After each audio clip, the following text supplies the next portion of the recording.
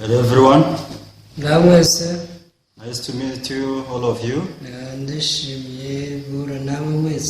Once again, God has given us this chance to share the word of God. Because He's the one who takes care of our hearts. We are people who can only take care of our flesh. Because we can feel the emotions of our flesh so much than the spirit.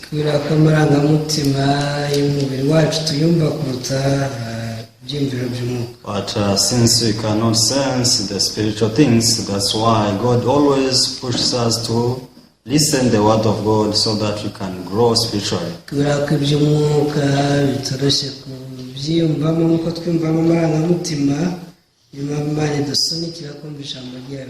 So I'm sure that God will bless us through His word this evening. We pray, then we begin. Our Father, we thank you for this evening. We are people who are weak before you. But once you are connected with you, our weakness is nothing. Father, you keep teaching our hearts. Especially you allow us to acknowledge our weakness so that we can humble down before you. So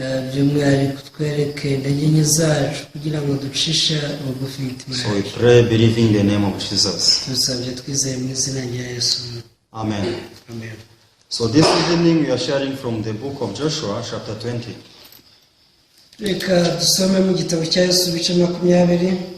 So if you have the Bibles, we can read the book of Joshua chapter 20 from verse 1.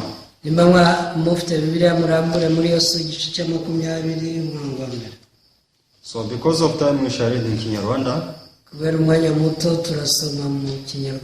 Joshua chapter 20 from verse 1, whole chapter. Yosua igice ni cya 20 dusoma igice cyose duhere ku murongo wa mbere. Uwiteka abwira Yosua ati bwira Abisirayeli uti mwitoranyirize imidugudu y'ubuhungiro iyo n'abatagikesheje ururimi rwa Mose kugira ngo gatozi wishe umuntu wese atabyitumye cyangwa atabizi ayihungiremo kandi izajye ibabera ubuhungiro bwo guhunga umuhozi. Gatozi uhungiye muri iyo midugudu azahagarare ku irembo ry'uwo mudugudu yisobanurire abatware bawo, nabo bazahereko bamwinjiza mu mudugudu bamuhahaba. Kandi umuhozi namukurikirayo ntibazamuhe gatozi ngo amuhore kuko yishe mugenzi we atabyitumye adasanzwe ari umwanzi we. Umurongo wa 6, nuko azagume muri uwo mudugudu kugeza ubwo azahagarara imbere y'iteraniro gucira urubanza nabo, ukageza n'igihe umutambyi mukuru yasanze mu butambyi azapfira. Maze gatozi azahera ko agaruke iwabo mu rugo rwe mu mudugudu yahunzemo. Nuko bitoranyiriza Kedeshi y'i Galilaya mu gihugu cy'imisozi Naphtali, ni Shechem mu gihugu cy'imisozi y'i Ephraim,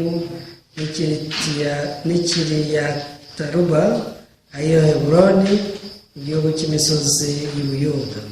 Kandi hakurya ya Yorodani iburasirazuba bw'i Jericho batoranyayo Bezer mu butayu bwo mu bitwa umuryango w'aba Reuben, ni Ramoth y'i Gilead umuryango w'Abagadi, ni Golan y'i Bashan umuryango w'Manasseh.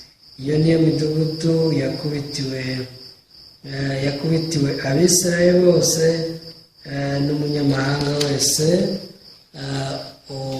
basohokeyemo, kugira ngo uwishe umuntu wese atabyitumye azahungireyo ye kwicwa n'umuhozi kugeza ubwo azahagarara imbere y'iteraniro. Yes, thank you. Murakoze. I have read the whole chapter. Dusomye igice cyose. So you can see two parts in the lives of the people who lived by faith in the Bible. Iyo turebye abantu bagiye bakwizera muri Bibiliya tubonamo ibyiciro bibiri. So there is before they recognize the truth from the word of God. Tubona igice cya mbere yuko bamenya ukuri babiheshejwe n'ijambo ry'Imana. There is also after knowing the truth of the word of God. Ariko hari n'igice cya kabiri aricyo cya nyuma yo kumenya ukuri kw'ijambo ry'Imana. So most people before they know the truth of the word of God, abantu benshi mbere yuko bamenya ukuri kw'ijambo ry'Imana, it is not that these people are not living the life of faith. Ntabwo ari uko baba batabagaho kubwo kwizera. Or it is not that there are people who are not godly. Mu yandi magambo si uko ari abantu baba badashaka Imana. So they used to live the spiritual life, but according to their standard. Na mbere y'icyo gihe bashaka Imana ariko mu ishingiro ryabo. So they used to rely upon their zeal, determination, and so on. Mbere babishingikirije ku kwiyemeza kwabo n'ishyaka. So as long as they couldn't know that they have gone astray, mu gihe cyose bataramenya ko bayobye, so they keep going but in their own ways. bakomeza kugenda ariko bari mu nzira yabo. So, but after realizing that they have gone astray, ariko iyo maze gutahura ko bayobye, so it is very easy for them to repent and use another way. biraborohera cyane kwihana bakajya mu yindi nzira. Because what we call repentance, according to the Bible, is to turn back. Iyo tuvuze kwihana ugendeye kuri Bibiliya no guhindukira, So it is very impossible for someone to repent before knowing that he is astray. ntabwo bishoboka ko umuntu yakwihana ataramenya ko yayobye. So as long as this person is thinking that this is the right way, igihe cyose uyu muntu aba atekereza ko inzira arimo ari inzira nyayo, so no matter how much you can tell him that you are astray, he cannot turn back. inshuro zose wamubwira ko yayobye ntashobora guhindukira. But after this person realized by himself that now this is not the right way, ariko iyo kubwo atawe ati si yo nzira y'ukuri, so it is very easy to change direction. biramworohera cyane guhindura icyerekezo. So most of the time I can feel the heart of Apostle Paul whenever I read his epistles. inshuro nyinshi mbasha kumva umutima n'umwe Pawulo iyo nsomye inzandiko yagiye yandika. So what is the life of Apostle Paul before meeting the true gospel? ese mbere y'uko ahura n'ubutumwa bwiza bw'ukuri Pawulo yabaga ahate? So this man was diligent before God. umugabo yari umunyamurava cyane. So we can see that he is among persons who shed blood by believing in God. uyu ni umwe mu bantu bamenye n'amaraso kubwo kwizera Imana. Because he couldn't believe that there is a resurrection. yajyaga yemera iby'umuzuko. So he was killing and persecuting those people who could say that Jesus resurrected. yageze aho yica undi anatoteza bavugaga ngo Yesu ngo yarazutse. So he was not doing this not for his glory. iba bikora ntabwo yari agamije kwiyogeza, This was for the glory of God. ahubwo yashaka kogeza Uwiteka. Because he thought that this is the right way to believe in God. yatekereje ko iyo ariyo nzira nyayo yo kwizera Imana. How come these people that one can be justified by faith? yaba ati ni gute aba bavuga nk'umuntu ngo yatsindishijwe no kwizera gusa? So how can we deny the laws were given by Moses? ubu se ni gute twasuzugura amategeko Imana yaduhaye ikoresheje Mose? So we have to work and believe in God according to the law. tugomba gukora tukizera Imana tugendeye ku mategeko yayo. So how can we say that even the Gentiles now they have become godly? ni gute twavuga ko abanyamahanga bizeye Imana? Because this time the gospel was being preached for anyone. muri iki gihe ubutumwa bwiza bwari bubwirizwa ku bantu bose. So for any human being the gospel was open. ubutumwa bwiza bwari bufungukiye abantu bose. So amazing things, God was working strongly through the disciples. ikintu gitangaje Imana yarimo ikorera mu ntumwa cyane. So that people can receive salvation, whether it's a Gentile or the Jew. ishaka ko abantu bose bakira agakiza yaba abayuda n'abo mu bwoko bw'abanyamahanga. So even Apostle Paul was among the group of people who wanted to see these two paths. intumwa Pawulo nawe yashakaga kubona ibi byombi. You are Gentile. nawe ati mwe muri abanyamahanga, So you have nothing to do with God. nta kintu rwose muhuriyeho n'Imana. God is only for Israel people. Imana ni iy'abayahudi gusa, So you have nothing to do with us. mwebwe nta hantu duhuriye. So even this time they couldn't share food. Muri iki gihe n'ibyo kurya ntibashobora kubisangira. So yes, they could not share food ntibashobora gusangira ibyo kurya because they are not accustomed to do it. kubera ko ntibari bamenyereye kubikora. But the issue of salvation, the issue of the gospel was all for everyone. ariko ku bigendanye n'agakiza n'ubutumwa bwiza byari ibya So rusange. the Spirit of God was providing for the Gentiles was the same for the Jews. umwuka w'Imana yawuhaye abayuda yuha n'abanyamahanga. So we can see that these people who are in the way of believing in God according to the laws, rero abantu bari mu nzira yo kwizera Imana bishingiye ku mategeko, so they rose up and they fought against the gospel. barahagurutse batangira kurwanya ubutumwa bwiza. So that this time even Apostle Paul was among them. kuri iyi nshuro intumwa Pawulo nawe yari abarimo. And this time he was not yet being Apostle Paul. yari ataraba intumwa Pawulo, He was a Saul. ahubwo yitwaga Sawuli. So he was persecuting people. yari arimo atoteza abantu. So even though he was like this, it is not that he was righteous before God. nubwo yari ameze gutya ntibivuze ko Imana yamufataga nk'umukiranutsi. So when we read the book of Philippians chapter 3, iyo usomye Abafilipi ibice 3, so here we can see the testimony of Apostle Paul. aho niho usanga ubuhamya bw'intumwa Pawulo. So who was this man before meeting the gospel? ese yari muntu ki mbere y'uko ahura n'ubutumwa So bwiza? even him was suffering from sin without knowing. nawe ubwo yabazwaga n'icyaha atabizi. So he just thought that this is normal, this is a life, this is true spiritual life. yatekerezaga ko byari bisanzwe, ariko abantu bose baba ubuzima bw'umwuka. So he thought that I'm okay, yaba ati nta kibazo mfite, everything is going well, ibintu byose biri kugenda neza, I'm diligent before God. ndi umuntu w'umunyamurava ku Mana. So this is what he was thinking. uku niko yatekereje, I'm not a Gentile. sindi umunyamahanga, So according to the law, I'm righteous. ugendeye ku mategeko ngende umukiranutsi. So he was thinking in this way, but it was not right. nuko yatekereje, ariko ntibyari ukuri. Because outwardly he was okay. ku bigaragara nta kibazo yari afite, Outwardly he was strong. ku bigaragara rwose yari umuntu wizeye ibyo arimo, Outwardly he was man of faith. yari umuntu ufite kwizera. But inwardly, where people cannot see, there was only sin, condemnation, and suffering.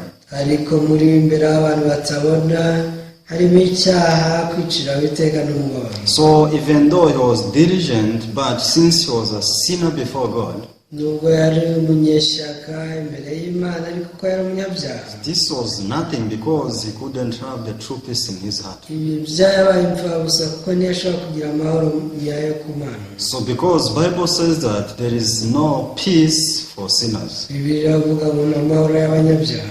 that's what the Lord said.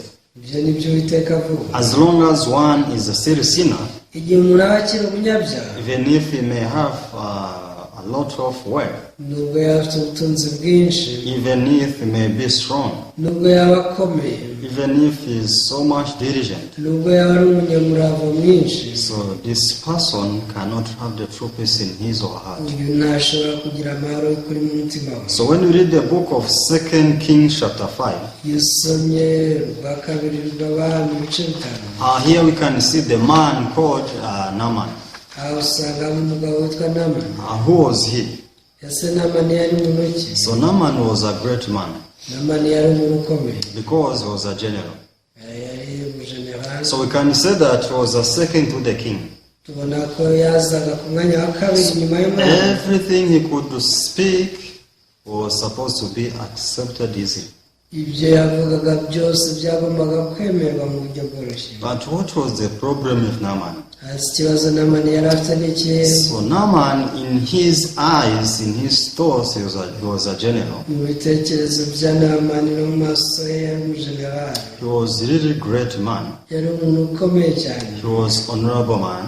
yari umuntu w'umunyacyubahiro. But Naaman before God was a sinner. He was a rapper. imbere y'Imana yari umunyacyaha, umubembe gusa. So this is the reason why when he went to the Israel byatumye ubwo yajyaga mu Isirayeli to meet the servant of God. agiye guhura n'umugaragu w'Imana. So this dignity made him to stand before the servant of God as a general. ko kwigirira ishema ko byamuteye guhagarara imbere y'umugaragu w'Imana nk'umujenerali. But in the eyes of the servant of God, in the eyes of God, this man was a leper.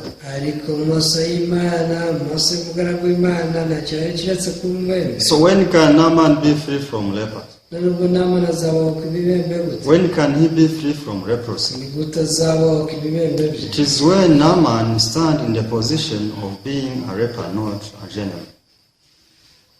n'igihe Namani azahagarara mu mwanya wo kuba umubembe, aho kuba umugaba mukuru w'ingabo. But as long as he's still keeping this position as a general, ariko igihe agundiriye umwanya wo kuba umugaba mukuru w'ingabo, so this kind of heart he's living with, uyu mutima abanye nawo, so it is making him to be stubborn so that he cannot be free from this ni leprosy. umutima uzamuhindura umubaganyi ku buryo adashobora gukira n'ibibembe. Yeah, it is true that outwardly everyone who could see Naaman, he could see that this is a great man. nibyo kubigaragara wamubonaga wese nyuma y'ubatu n'umuntu ukomeye. But the problem inwardly, where people cannot see this man was a leper. ariko ikibazo muri we imbere aho abantu batabasha kubona yari umubembe. So leprosy were covering his body. ibibembe byari byaratwikiriye umubiri we wose. So even if you may be failed, ubwo watsindwa, if you have not yet received this failure in your heart, mu gihe utarakira gutsindwa mu mutima wawe, so you will keep standing as a general, yet you are a leper. ukomeza guhagarara nk'umugaba mukuru w'ingabo kandi uri umubembe. So it means you are in the position to receive grace. icyo bivuze ni uko wakuba mu mwanya wo kwakira ubuntu. So you are supposed to receive grace. wakabaye umuntu wo kwakira ubuntu. But the problem, even though this grace you are being given, you cannot accept it. ariko nubwo uri umuntu wo kwakira ubuntu ntubasha kubwakira. So what people have to know that we have failed. icyo abantu bagomba kumva ni uko twatsinzwe. So but if people keep thinking themselves as good believers, nyamara igihe abantu bakomeje kwifata nk'abizera beza, so these people, they cannot receive anything from God. abantu bazabasha kugira icyo bakira kiva ku Mana. Because they will stand before God as people who want to justify themselves. bazahagarara imbere y'Imana bashaka kwitsindishiriza. But God is willing to justify everyone. nyamara Imana ishaka gutsindishiriza bose. Why? kuki? Because all of us will become sinners. kuko ko bose bahindutse abanyabyaha. So some people, they think that they have nothing to do with this story of the prodigal son in Luke chapter 15. abantu bamwe babonye inkuru yo muri Luka ibice 15 batekereza ko nta hantu bahuriye n'umwana w'ikiraro kuvoma. But if your life, if your spiritual life is not designed in this way, you have to doubt it. ariko niba ubuzima bw'umwuka atari iyo nzira bwaciyemo ugomba gushidikanya. You have clearly to see these two kinds of parts in your life. izi nzira zombi ugomba kuzibona mu maso yawe. There is before and after. hari imbere hakaba na nyuma. So we have to see Peter, who is denying Jesus, and Peter who is saying that I cannot deny Jesus, and Peter who denied Jesus. tugomba kubasha kubona Petero uvuga ati njye sinakwihakana Yesu, na Petero wamaze kwihakana Yesu. So frankly speaking, Peter, he couldn't feel this heart of denying Jesus in the beginning. tuvugishije kuri Petero niyumvagamo uyu mutima wo kugambanira Yesu. But what Jesus was telling him, it was right. ariko ibyo Yesu yamubwiraga niko kwari ukuri. Because on the side of Jesus, this was Peter who can only deny Jesus. mu ruhande rwa Yesu yari Petero wakwihakana Yesu gusa. But on the side of Peter, this was Peter who cannot deny Jesus. ariko ku ruhande rwa Petero bati njye ndi Petero kandi ndi Petero utabasha kwihakana. So this time, Peter cannot receive grace. Petero ntashobora kwakira ubuntu because he is really trusting himself. ariyizeye cyane, Because he's right, he's better than God. ni umunyakuri rwose no kurusha Imana, He can perform well. yakora ibyiza. But before God, this is not the way Peter is. Ariko imbere y'Imana si uko Petero imubona. So the better thing is to accept the judgment of God. Ugikiza ni ukwemera urubanza rw'Imana. You, Peter, will deny me 3 times. yavuze ati Petero uranyihakana inshuro No, eshatu. Lord, I cannot deny you. ati nyagasani sinakwemera, Because I love you so much more than anyone else. ndagukunda rwose kurusha abandi bose. Even if others may disappoint you, but I will not forsake you. Nubwo abandi bagutererana njye sinzakureka. So this was Peter, yari Petero. the first Peter. The second Peter is Peter who saw himself denying Jesus and running away. Iyi ni Petero wa mbere, ariko wa kabiri ni uwabonye yihakanye Yesu yarangiza akanahunga. Whose Peter can be accepted by God? Whose Peter can receive the grace of God? Ese uyu Petero wakwemerwa akakira n'ubuntu bw'Imana n'ubu? Is Peter who is denying Jesus. Ni uyu nguyu uri kugambanira Yesu. So many people, they think that Peter who can be accepted by God is Peter who cannot deny Jesus. Abantu benshi batekereza ko Petero wemerwa mu maso y'Imana ari wa wundi utakwihakana Yesu. That's why people, they try to determine themselves not to deny Jesus. Ibi tuba biyemeza kutihakana Yesu, So they try themselves not to commit sin. bakora ibyaha ngo badakora ibyaha. Because they think that committing sin is to make Jesus going back on the cross. Baba batekereza ngo gukora ibyaha ni ugutuma Yesu asubizwa ku So musaraba. they think that the good Peter is the one who is not making Jesus going back on the cross. Batekereza ko Petero mwiza ari we udasubiza Yesu ku You musaraba. have to try your best. Baba tugomba gukora iyo bwabo. So when people, they are living this kind of spiritual life, they think that, we are right, we are in the right way. Igihe abantu bari kubaho ubuzima bw'umwuka bacu turi mu nzira. But I'm sorry to say like this, Samumba bari kubabwira ibi. all people who are living their spiritual life in this way, Abantu bose baba ubuzima bw'umwuka muri iyi nzira. they have gone astray in the eyes of God. Bose udakwiye n'umwe barayobye mu maso y'Imana. Why? Kuki? Because to God, what we can do is only committing sin. Kumara icyo twakora ni ibyaha gusa. This is what we can do. Iki ni cyo dushobora gukora. Because we are made with sin. Twaremanywe mu cyaha. There is none who can separate you from sin. Nta cyagutandukanya n'icyaha waremanywe. Because no matter the way you are sinner, you are sin. Mu by'ukuri kose uri umunyacyaha. So that people, they say, sure, I will not commit sin anymore in my life. Ariko abantu baravuga bati ni ukuri sinzongera gukora ibyaha mu buzima bwanjye. But they try to cover themselves. Bagerageza kutwikira. Like Naaman was covering the clothes. Nk'uko Namani yari yitwikiriye imyambaro. So as was covering his leprosy, this is how people, they try to cover their good works so that their unrighteousness can be revealed. Iyi myambaro yashaga ibihembe bya Namani kugeza aho ibihembe bye bitagaragaraga. So but the will of God, the heart of God towards everyone, ariko ubushake bw'Imana n'umutima ifitiye abantu bose is to realize who we are inwardly. nuko batahura uwo bari we imbere n'umutima. So if we take off these clothes like Naaman in the river of Jordan, dukuyemo iyi myambaro umugezi wa Yorodani. so this is how we can receive the grace from God, our Master. Nicyo gihe dushobora kwakira ubuntu bw'Imana ariyo databuja.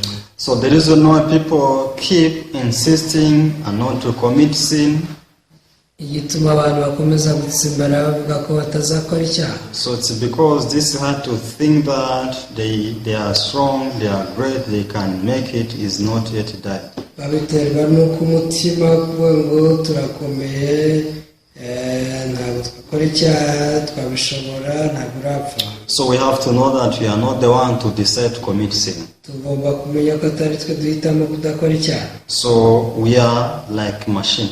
Tumeze nk'imashini. So machine cannot function by itself. Imashini ntabwo ishobora kwikoresha. So there might be someone to command this machine. Hagomba kuba hariho umuntu uyiha amabwiriza. So when this person comes and command it, iyo aje akayaha amabwiriza, so this machine will do the will of its master. iyi mashini izahita itangira akazi ikora ibyo shebuja ashaka. So likewise, we are people who cannot decide to commit sin or not. natwe turi abantu batakwiyemeza kudakora icyaha cyangwa kugikora, But when our master comes and tells us you do this and you do that, we have to do it.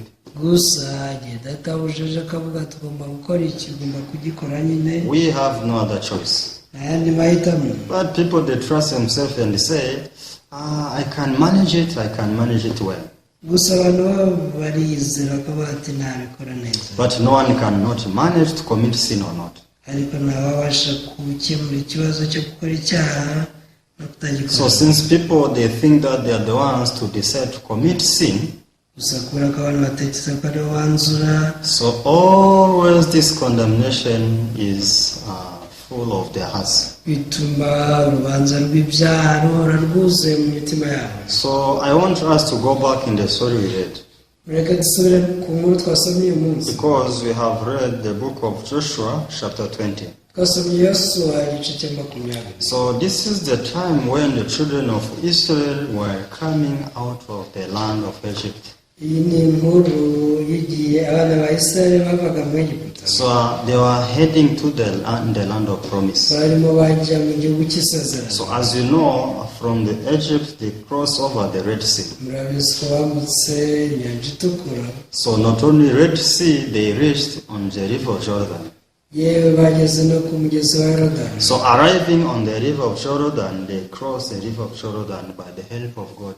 bageze kuri uwo mugezi barawambutse ku bufasha bw'Imana. So God who helped them to cross over the Red Sea, Imana yabafashije bambuka inyanja itukura. He's the same God who supported them, who held their hands to cross over this river of Jordan. niyo yabashyigikiye bashyira umutima hamwe bambuka umugezi wa Yorodani. But when we read the Bible, we can see that their inhabitants are categorized into parts. ariko dusomye Bibiliya tubona bakavukira abaturage bari mu byiciro bibiri. So we can see people on one side of Jordan tubona abantu bamwe bari ku ruhande rumwe rwa Yorodani, and other people on other side of Jordan. n'abandi bari ku rundi ruhande. So they defeated those people who were on the side of Jordan, banesheje abo ku ruhande rumwe rwa Yorodani. and one family of among them, one family occupied that land.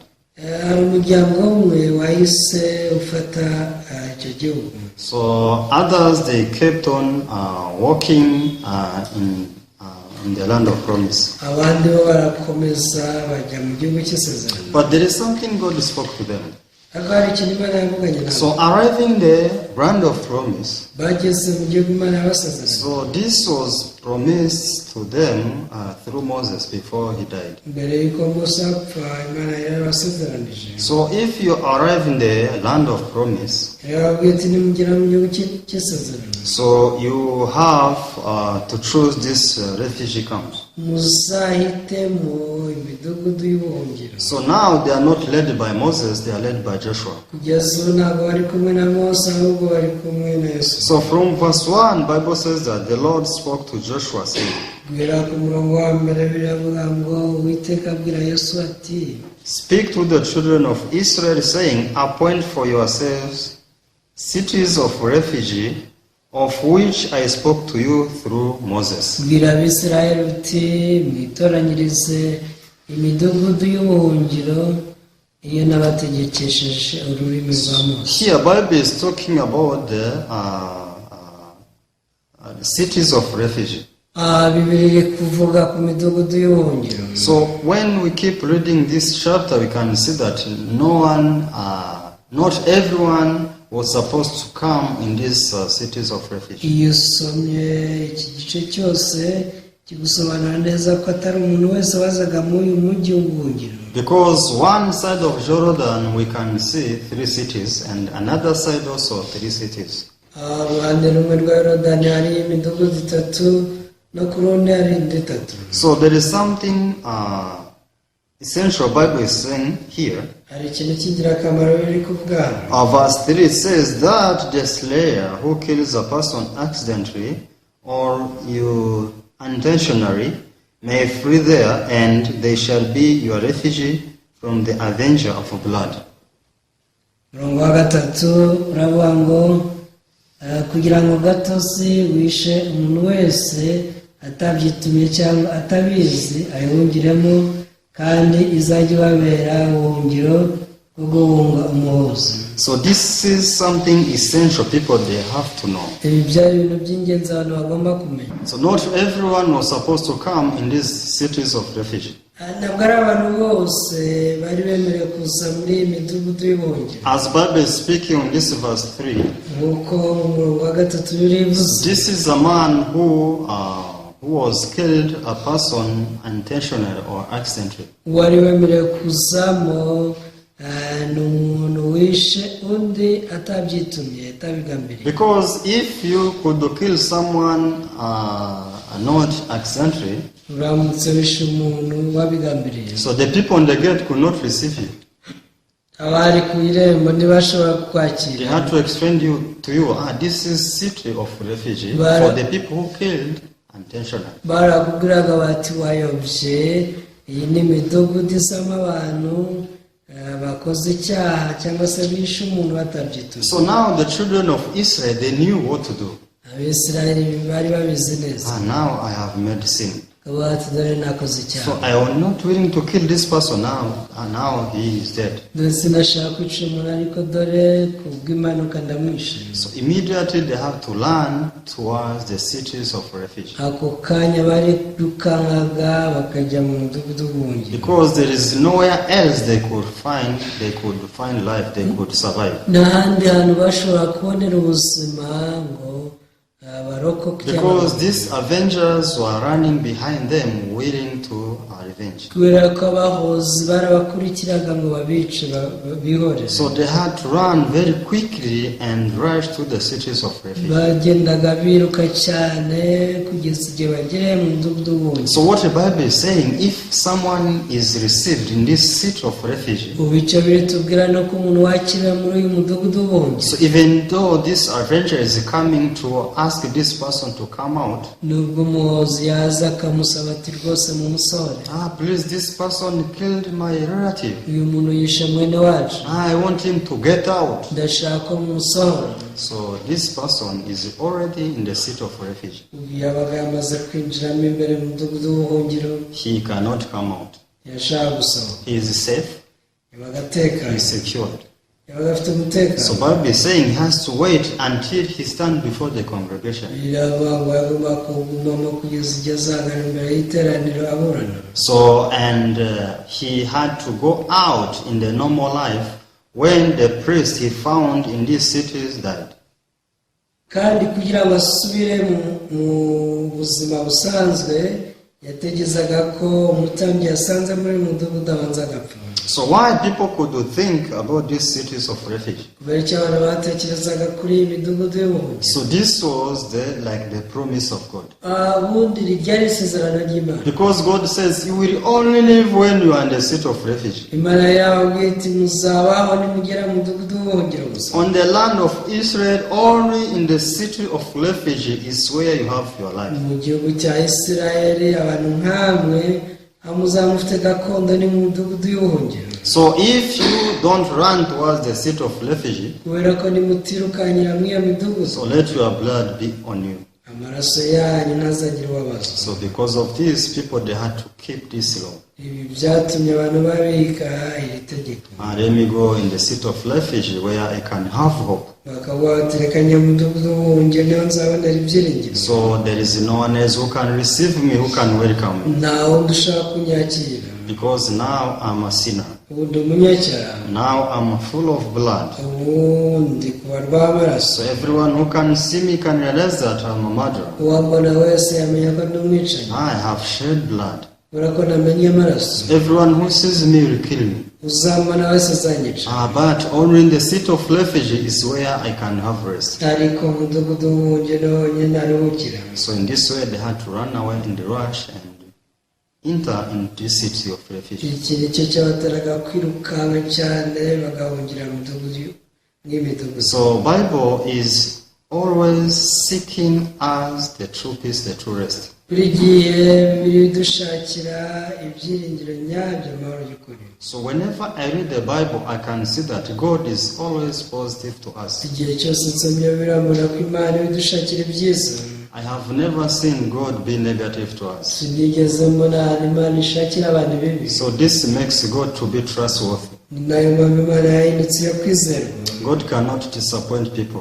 ni Imana itatenguha abantu. So as long as people they are heading towards this city of refuge, igihe abantu rwose berekeje ku iyi midugudu y'ubuhungiro, so even these people standing on the gate of this city cannot change their heart. n'abangaba bahagaze ku marembo y'imidugudu ntibashaka Yes, the Bible says so, God says so, but your hands are full of blood, we cannot receive you. ngo niko kora Bibiliya ni uko ivuga, isezerano ni uko rivuga, ariko dore mwuzuye amaraso ku biganza ntitwabakira. You cannot enter in this city. ntabwo rwose ushobora kwinjira muri uyu murwa. You go away. genda. I can see that bashaka inside of this city of refuge, muri uyu murwa, muri uyu mujyi w'ubuhungiro, you cannot see there good people. nta bantu beza bari bawurimo. No, oya, only murderers. hariyo abicanyi. They are full of this city of refuge. bari buzuye imidugudu y'ubuhungiro. So this represents something. ibi rero hari icyo bihagarara. Normally, this wants to teach us who can be accepted into Jesus. ubundi Imana ibishaka kutwigisha ngo ninde ushobora kwemerwa kwinjira muri Yesu. Who can run towards Jesus? ninde ushobora se guhungira kuri Who Yesu. can be in Jesus? ninde ushobora kuba muri Yesu. Not good people, si abantu beza, not perfect people, si abantu batunganye, not honorable men, si abantu b'abanyacyubahiro, only murderers. n'abicanyi. So Bible says, our hands are full of blood. ibiganza byacu byuzuye amaraso. But what do people say? ese abantu babivugira ngo iki? We are okay. nta kibazo dufite. I'm not a murderer. sindi umwicanyi, I'm not a adulterer. sindi umusambanyi, So me, I keep the law. nubahiriza amategeko. I love my neighbors myself. ndabagenzi banjye rwose nuko nikunda. So these people cannot run towards the seat of refuge. abantu nk'aba ntibazapfa binjiye mu midugudu umwe. But the Bible is telling us like this. ariko nira kutubwira ngo As God prepared these cities of refuge for the children of Israel, uko Imana yateguriye Abisirayeli imidugudu y'ubuhungiro, likewise God prepared for us this city of refuge, who is Jesus Christ. natwe Imana yaduteguriye umudugudu w'ubuhungiro ari wa Yesu Kristo. But before you run towards this city of refuge, ariko mbere y'uko winjira ugahungira muri uwo mudugudu, first of all is recognizing who you are. ni ukuvuga kumenya mbere y'ibindi byose urimo. No one can accept me only in the city of refuge. ukamenya ati nta handi banyakira uretse umudugudu w'ubuhungiro. Even my family cannot accept me. habe n'umuryango wanjye ntiwanyikoze, They cannot help me. bamfasha. But in the city of refuge, ariko mu mudugudu w'ubuhungiro they will welcome me. ni ukuri bazanyakira. Even though I have my neighbor who is very close to me, who is friendly, nubwo mfite umuturanyi w'inshuti yanjye, so he will not receive me. we ntabwo ashobora kunyakira, He cannot help me. ntashaka kumfasha. But in the city of refuge, ariko mu mudugudu w'ubuhungiro I will be welcomed.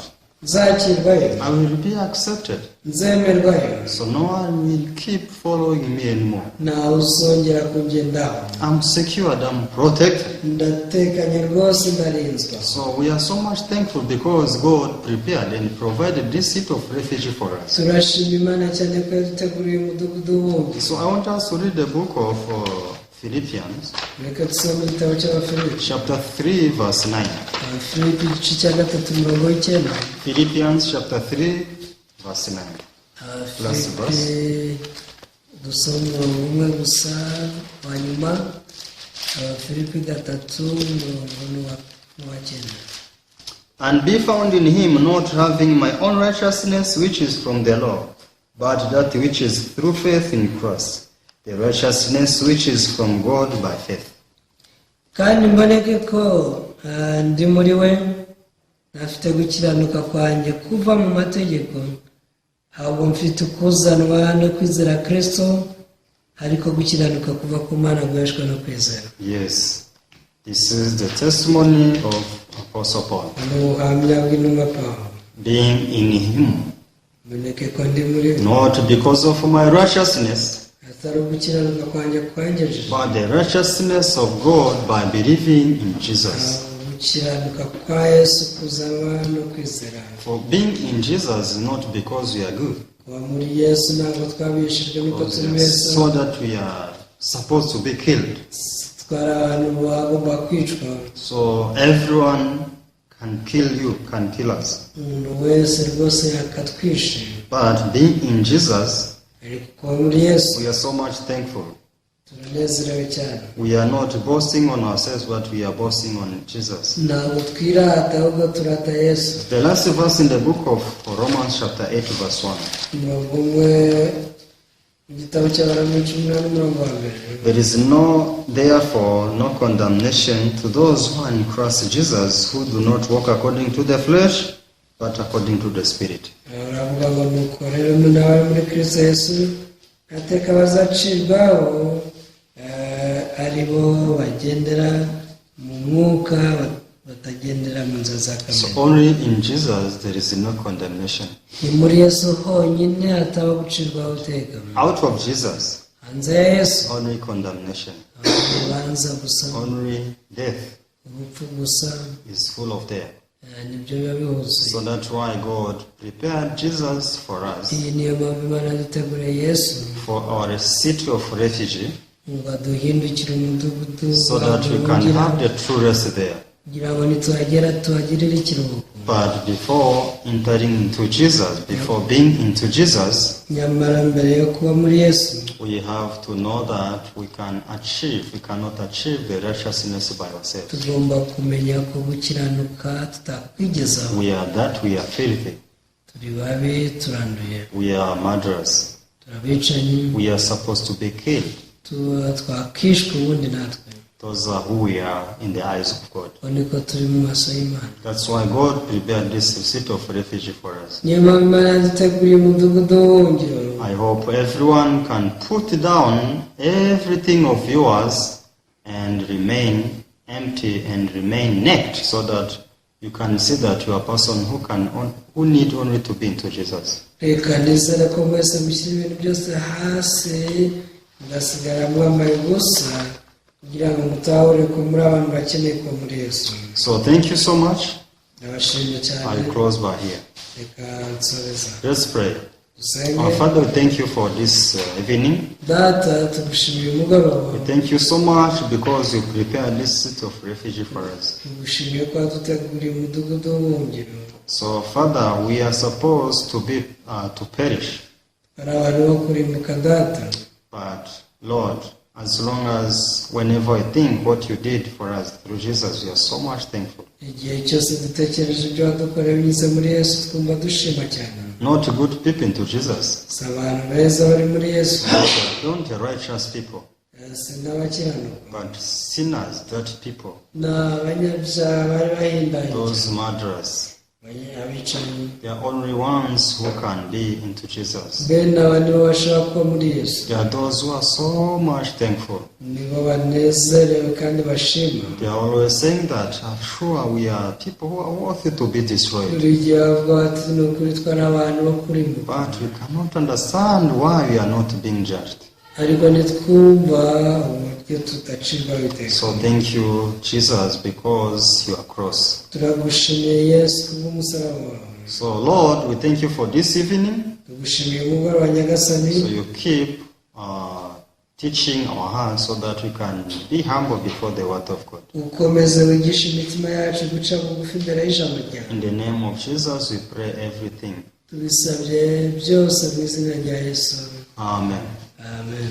Thank you so much. See you next time. Murakoze cyane nawe utaha.